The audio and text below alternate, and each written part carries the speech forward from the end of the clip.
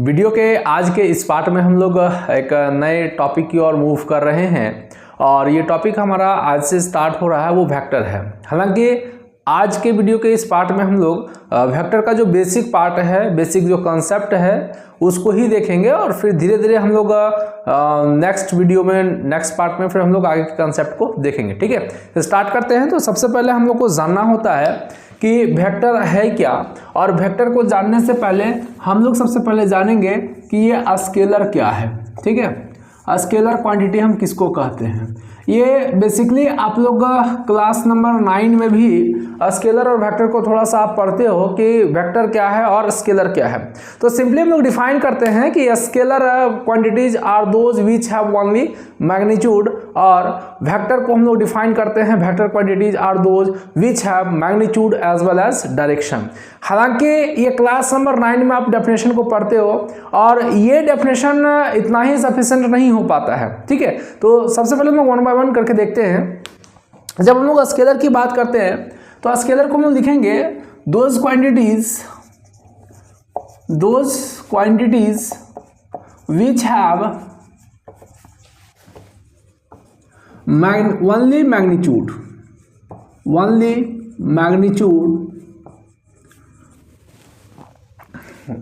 are called a scalar quantity।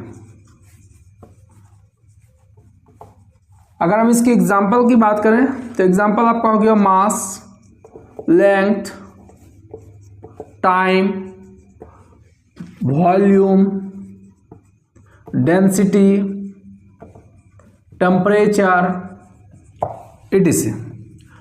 और भी बहुत सारे क्वांटिटीज़ हैं जो स्केलर हैं। हम लोग आगे जब बढ़ेंगे तो धीरे धीरे जैसे जैसे टर्म आता चला जाएगा वैसे वैसे हम लोग स्केलर और वेक्टर को डिफाइन करते हुए चले जाएंगे, है ना। फिलहाल स्केलर क्वांटिटी हम वैसे क्वांटिटी को कहेंगे जिसमें सिर्फ और सिर्फ मैग्नीट्यूड हो, डायरेक्शन नहीं हो। ठीक है, दूसरी बात कि स्केलर क्वांटिटी को ऐड करने के लिए हमें कोई एडिशन रूल का भी नीड नहीं होता है। ये नॉर्मली हमारा अलजेब्रिक लॉ ऑफ एडिशन से भी ऐड होता है। ठीक वैसा ही जैसे हम लोग करते हैं ना कि 2 + 2 कितना हो जाएगा, तो 4 हो जाएगा। 2 + 2 = 4। तो इस तरह से हम लोग नॉर्मली स्केलर को ऐड करते हैं। हम लोग आगे बढ़ेंगे और आगे जो मेन पार्ट है आज का उसको हम लोग देखेंगे। तो सबसे पहला हम लोग मूव करेंगे कि वेक्टर क्वांटिटी क्या है। ठीक है, वेक्टर क्वांटिटी पहले इसके डेफिनेशन को देखेंगे और देखने के बाद फिर हम लोग इसको समझने की कोशिश करेंगे धीरे धीरे। तो those quantities which have magnitude as well as direction। कहने का मतलब है कि वैसा क्वांटिटी जिसके पास मैग्नीट्यूड और डायरेक्शन दोनों हो उसको हम लोग वेक्टर क्वांटिटी कहते हैं।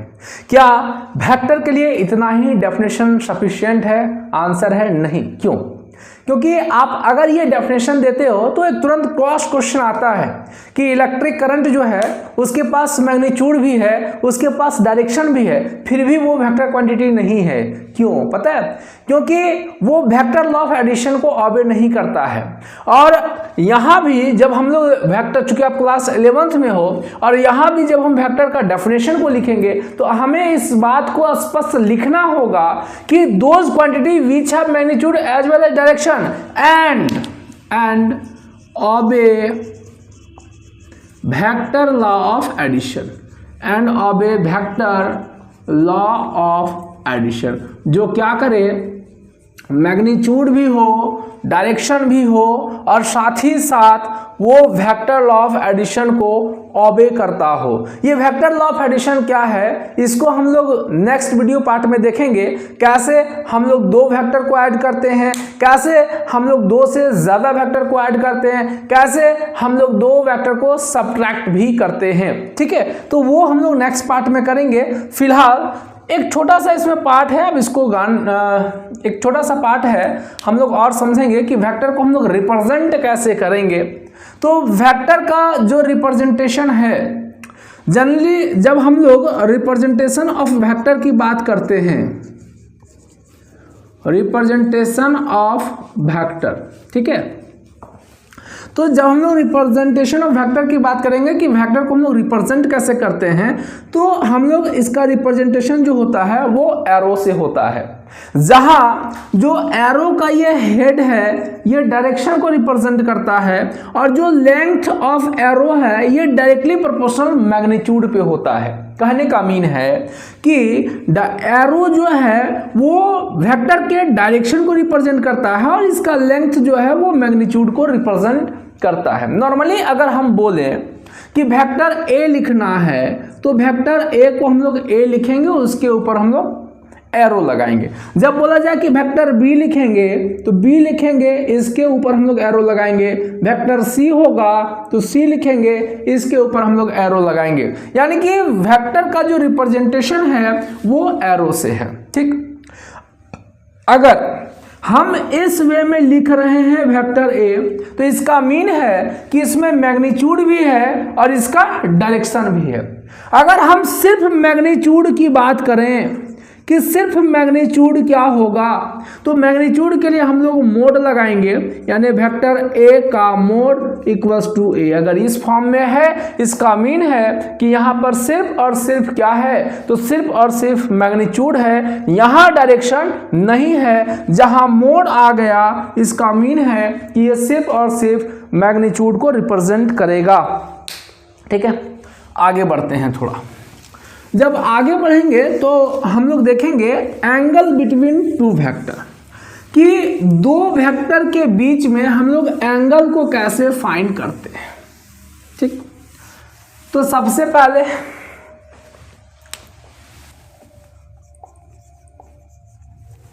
एंगल बिटवीन टू वेक्टर्स, ठीक है।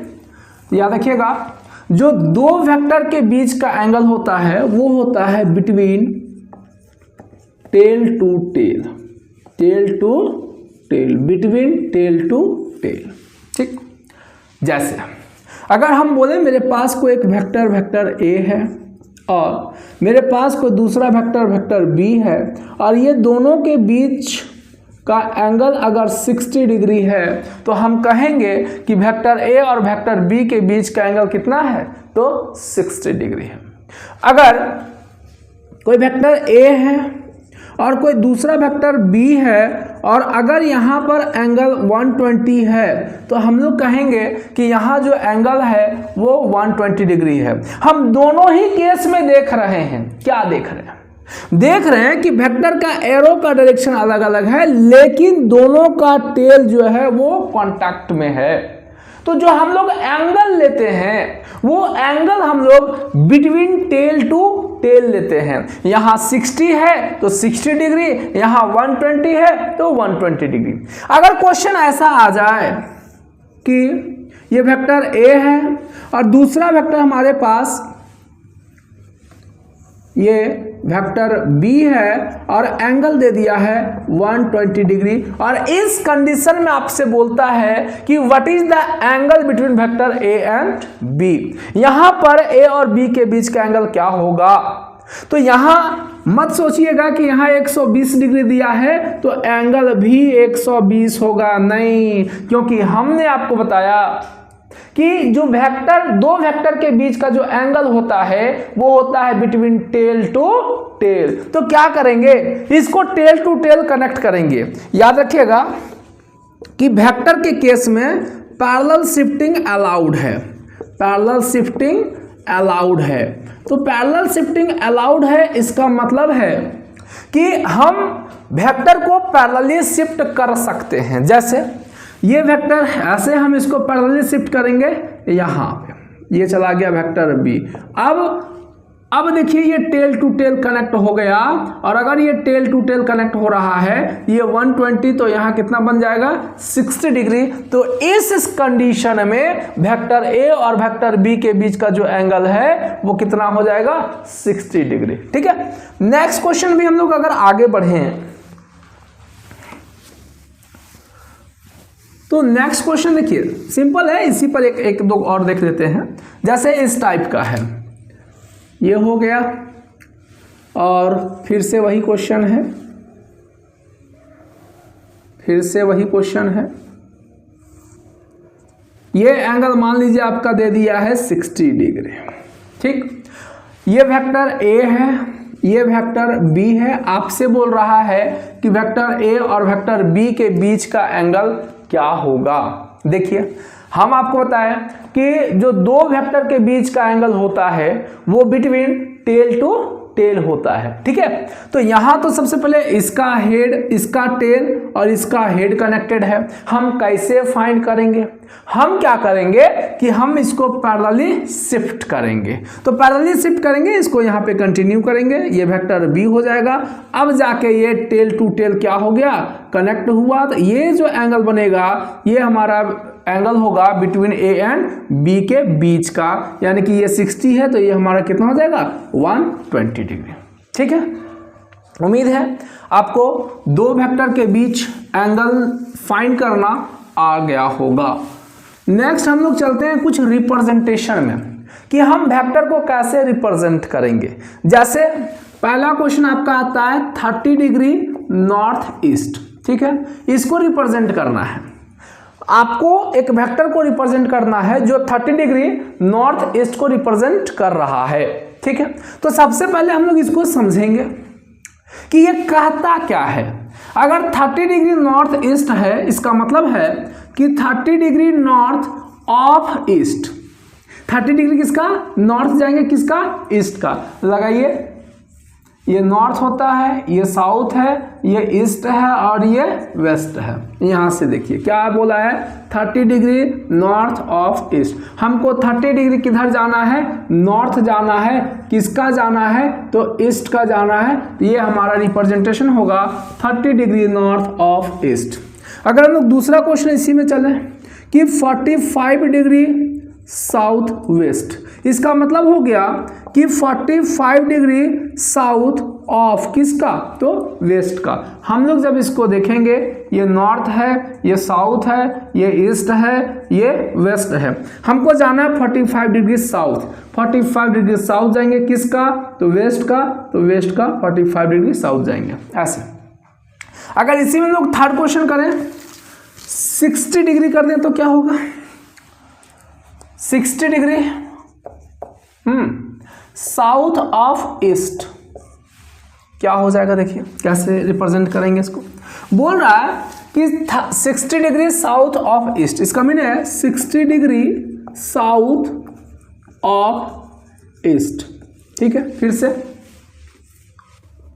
नॉर्थ, साउथ, ईस्ट और वेस्ट। हमको जाना है 60 डिग्री साउथ, 60 डिग्री हमको जाना है साउथ, किसका, तो ईस्ट का। तो ये हो जाएगा हमारा 60 डिग्री साउथ ऑफ ईस्ट, ठीक है।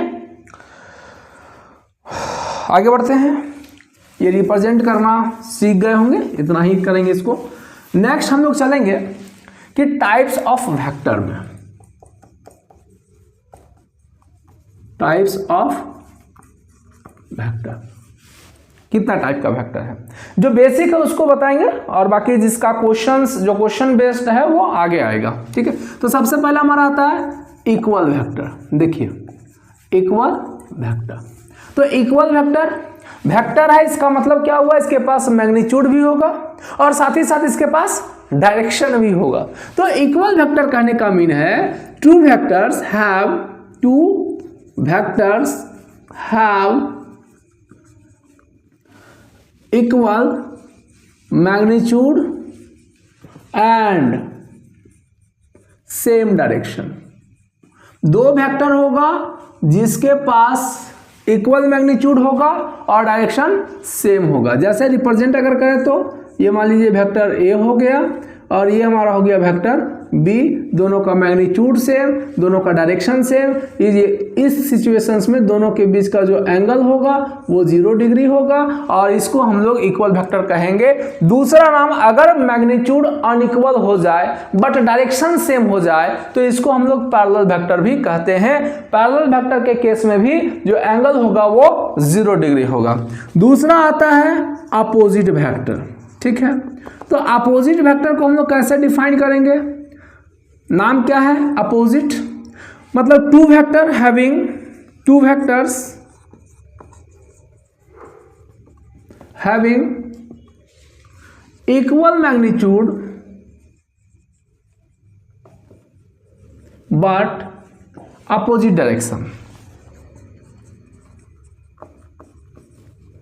Equal magnitude but opposite direction. जैसे ये हमारा हो गया वेक्टर ए, ये हो गया हमारा वेक्टर बी, दोनों के बीच में देखिए मैग्नीट्यूड सेम है, डायरेक्शन अपोजिट है। इस सिचुएशन में जो एंगल बनेगा वो हमारा बन जाएगा 180 degree.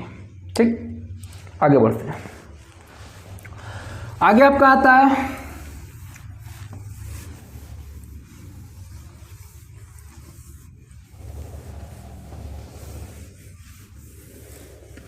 Coplanar vector. Coplanar vector नाम क्या है? Coplanar vector. नाम को पकड़िए, काम खत्म। को मतलब हो गया कॉमन और प्लेनर का मतलब पकड़िए प्लेन, यानी कि two vectors which line same plane. दो वेक्टर जो सेम प्लेन में लाई कर रहा हो उसको हम लोग कोप्लेनर वेक्टर कहेंगे। तीसरा ये कहता है को इनिशियल वेक्टर, लिखेंगे नहीं डेफिनेशन हम इसका। को इनिशियल वेक्टर क्या बोला? को इनिशियल, नाम को पकड़िए, को का मीन कॉमन और इनिशियल का मतलब इनिशियल पॉइंट, मतलब टू और मोर देन टू वेक्टर, दो या दो से ज्यादा वेक्टर जिसका इनिशियल पॉइंट सेम है। जैसे मान लीजिए वेक्टर ए है, ये वेक्टर बी है, ये वेक्टर सी है। यहां से आप देखो वेक्टर ए बी सी तीन वेक्टर हैं और तीनों का इनिशियल पॉइंट क्या है? सेम है। तो इस टाइप के वेक्टर को हम लोग को इनिशियल वेक्टर कहते हैं। ठीक है, इसके बाद आता है आपका कोलिनियर वेक्टर। कोलिनियर वेक्टर, तो कोलिनियर मतलब क्या हो गया? फिर इस को पकड़िए, को मतलब हो गया कॉमन और लीनियर का मतलब लाइन, मतलब कह सकते हैं टू और more than two vector which lie on the same line. जैसे मान लीजिए एक वेक्टर ए है, वेक्टर बी इसी लाइन पे कंटिन्यू कर गया है, ऐसे ये वेक्टर बी है ना। तो ये दोनों जो वेक्टर होगा ये को लीनियर वेक्टर होगा, ये कोलिनियर वेक्टर होगा, मतलब दोनों वेक्टर एक ही लाइन को कंटिन्यू कर रहा है। नेक्स्ट हम लोग बढ़ेंगे, तो नेक्स्ट आपका आता है नल वेक्टर, या जिसको हम लोग जीरो वेक्टर भी कहते हैं। तो नल वेक्टर या नल वेक्टर को ही हम लोग जीरो वेक्टर कहते हैं। तो नल वेक्टर का मतलब क्या हो गया? Zero magnitude. मैग्नीट्यूड कितना होगा? जीरो, बट डायरेक्शन रहेगा। मैग्नीट्यूड जीरो होगा लेकिन डायरेक्शन रहेगा, तो इसको हम लोग कहेंगे जीरो वेक्टर या नल वेक्टर। ठीक है, इसका एग्जांपल जीरो ही है। जीरो एक वेक्टर है। जैसे जब हम लोग दो लाइक वेक्टर को क्या कर दें? सब्ट्रैक्ट करें, दो लाइक वेक्टर को सब्ट्रैक्ट करेंगे, आंसर क्या आएगा? जीरो आएगा, तो उसको हम लोग जीरो वेक्टर कहेंगे। ठीक है, नेक्स्ट आपका आता है यूनिट वेक्टर। तो यूनिट वेक्टर का मीन हो गया, यूनिट वेक्टर की जब हम लोग बात करेंगे तो यूनिट मतलब कितना हो गया? 1। मतलब यूनिट वेक्टर का मीन हो गया having magnitude equals to 1, having magnitude equal to 1, यानी कि वैसा वेक्टर जिसका मैग्नीट्यूड क्या हो? 1 हो। इसको हम लोग रिप्रेजेंट करते हैं एक स्पेशल सिंबल से, हम लोग कैप लगाते हैं, जैसे आर है हो गया, ये यूनिट वेक्टर का सिंबल है, इसका होता है R by mod of R. ठीक है, हालांकि ये यूनिट वेक्टर पर हम लोग क्वेश्चन भी सॉल्व करेंगे। जब हम लोग क्रॉस प्रोडक्ट को देखेंगे तो यूनिट वेक्टर वहां हमको फाइंड भी करना होता है और वहां हम लोग फाइंड करेंगे। फिलहाल वीडियो के इस पार्ट में हम लोग इतना ही रखेंगे।